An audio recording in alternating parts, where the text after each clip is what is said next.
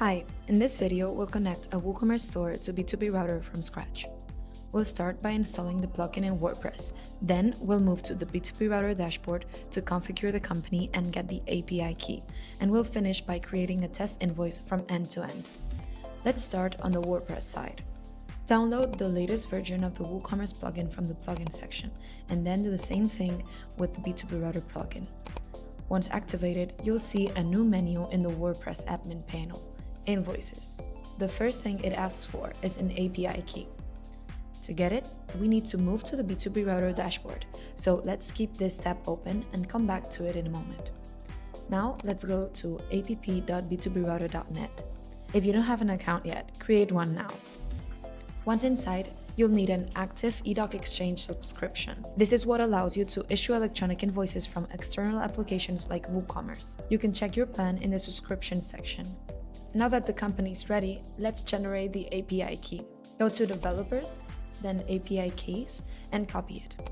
Treat the API key like a password. Let's go back to the WordPress tab we left open.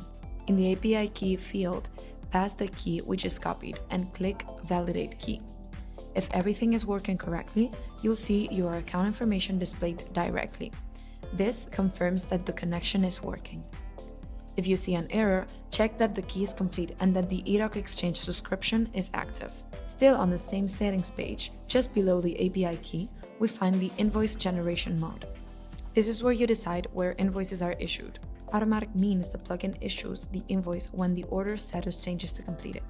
Manual means the invoice is only issued when you click Generate Invoice in the Order panel. Now let's scroll down a bit further to the invoice numbering and series section. Here are three fields. Invoice series code is required. This is the series for standard invoices. By default, it is INV. Credit note series code is also required. This is the series for credit notes. By default, it is CN. Enter the code you want. If the series doesn't exist in your B2Brouter account, it will be created automatically the first time the plugin issues an invoice with that code.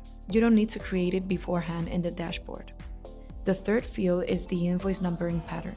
With automatic, B2Brouter assigns the sequential number. With WooCommerce order number, which is the default option, the WooCommerce order number is used as the invoice number. To finish, let's test the process from end to end. Create any test order and mark it as completed, or click Generate Invoice if you're using manual mode. If everything is configured correctly, you'll see a note in the order indicating that the invoice has been issued.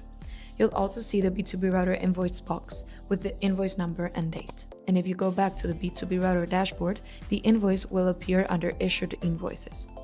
If this works, your integration is now up and running.